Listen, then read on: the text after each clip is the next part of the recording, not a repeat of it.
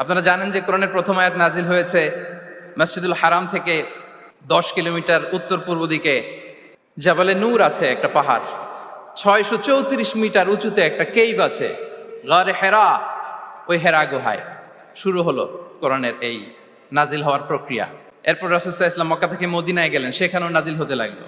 এই কোরআন কখনো নাজিল হয়েছে ঘরের ভেতরে, কোরআন কখনো নাজিল হয়েছে বাজারে, কোরআন কখনো নাজিল হয়েছে সফরে, এই কোরআন কখনো নাজিল হয়েছে যুদ্ধের ময়দানে, এই কোরআন কখনো নাজিল হয়েছে আল্লাহর আরশে। তার মানে রাসূল যেখানে, কোরআনও সেখানে।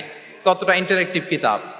রাসূল সাল্লাল্লাহু আলাইহি ওয়াসাল্লাম তার জীবনে, তার পরিবারে, তার সমাজে, রাষ্ট্র পরিচালনায় যেখানেই তিনি সংকটের মুখোমুখি হয়েছেন, ঠিক তখনই সমাধান নিয়ে হাজির হয়েছে কোরআন।